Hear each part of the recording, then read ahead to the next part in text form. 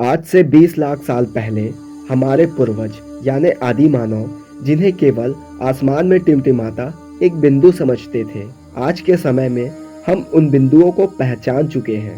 साथ ही हम उन तक और उनके पार पहुंचने की भी यात्रा शुरू कर चुके हैं, जिन्हें हमारे पूर्वज सिर्फ एक बिंदु समझते थे।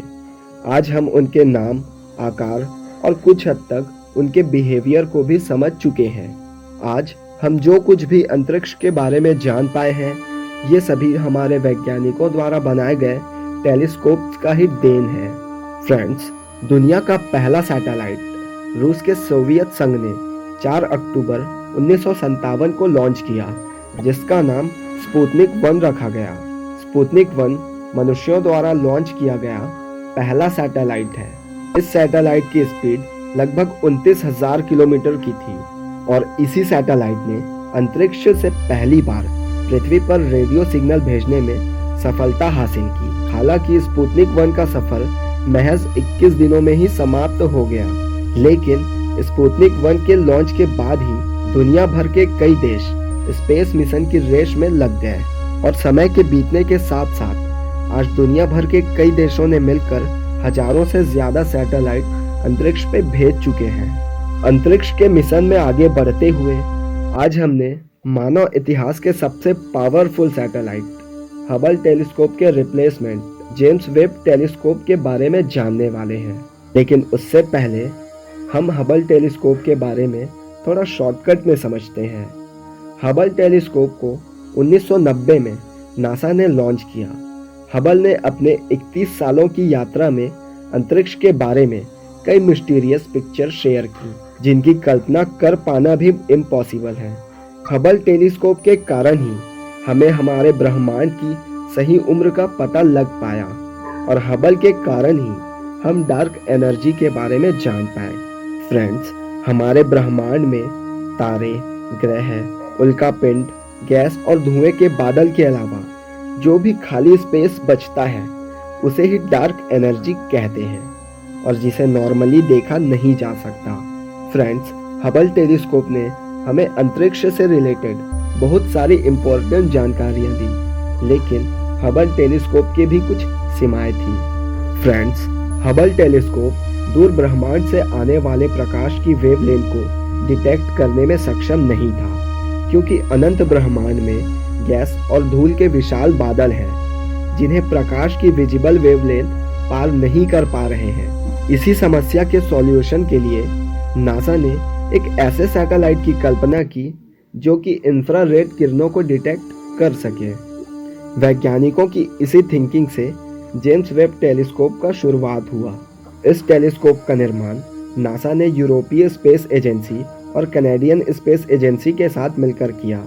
जेम्स वेब टेलीस्कोप मिशन की शुरुआत 1996 में ही हो चुकी थी और उस टाइम इसका लॉन्च डेट 2005 रखा गया था, लेकिन टेक्निकल प्रॉब्लम, फंडिंग की कमी और लॉन्च से पहले इसकी चलने वाली 7 साल की टेस्टिंग के वजह से इसे तय समय पर लॉन्च नहीं किया जा सका। जेम्स वेब की टेस्टिंग इसलिए भी ज़रूरी थी क्योंकि एक बार लॉन्च के बाद इसमें आई किसी भी खराबी को ठीक करना लगभग नामुमकिन के बराबर है।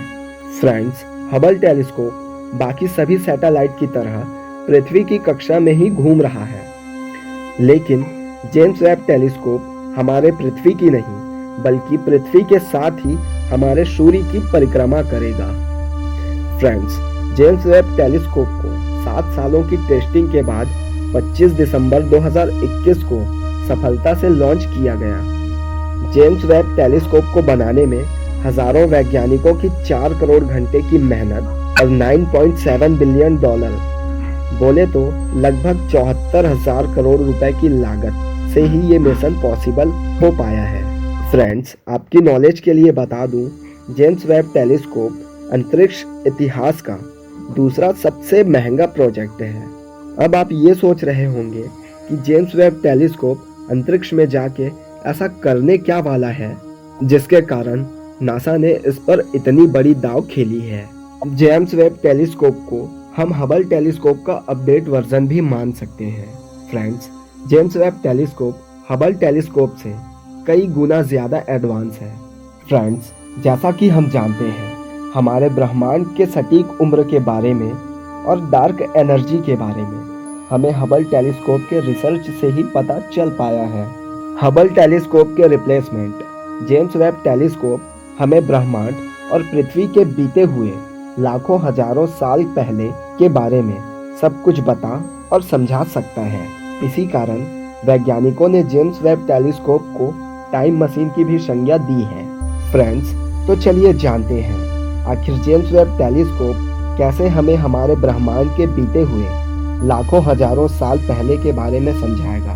जैसा कि मैंने आपको अपने पहले की कुछ वीडियो में बताया है कि जो वस्तु हमसे जितनी ज़्यादा दूरी पर स्थित होगा उस वस्तु की प्रकाश हम तक पहुंचने में उतना ही समय लेगा। थोड़ा कॉम्प्लेक्स है, लेकिन आपके लिए मैं इसे थोड़ा सिंप्लीफाई करता हूँ। सूर्य का प्रकाश पृथ्वी तक पहुंचने में लगभग 7 मिनट का समय लेता है। इसका मतलब जब भी हम पृथ्वी से सूर्य को देखते हैं वो सूर्य की 7 मिनट पहले की स्थिति होती है। ये टाइम पीरियड आपको बहुत छोटा सा लग रहा होगा, लेकिन हमारे वैज्ञानिकों के हिसाब से जेम्स वेब टेलीस्कोप की मदद से हम बिग बैंग के बाद बनने वाले शुरुआती ग्रहों और तारों को बनता देख सकते हैं। फ्रेंड्स, आप तो जानते ही हैं कि बिग बैंग आज से लगभग 15 अरब वर्ष पहले हुआ था। अब आप इसी से अंदाजा लगा लीजिए जेम्स वेब टेलीस्कोप के विजन पावर का।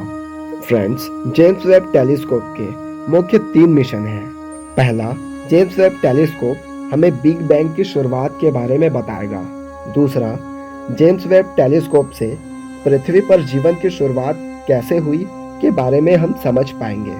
तीसरा, जेम्स वेब टेलीस्कोप हमें अंतरिक्ष में एलियन लाइफ के बारे में डिटेल से समझाएगा। और साथ ही जेम्स वेब हबल के अधूरे मिशन डार्क एनर्जी के बारे में भी हमें डिटेलिक समझाएगा। फ्रेंड्स, नीचे कमेंट सेक्शन में ज़रूर बताएं क्या आने वाले समय में हमारे वैज्ञानिक भविष्य को भी देख सकते हैं। और ऐसे ही वैल्यूएबल कंटेंट के लिए हमारे चैनल को एकदम लाइट की स्पीड में सब्सक्राइब कर दो यार।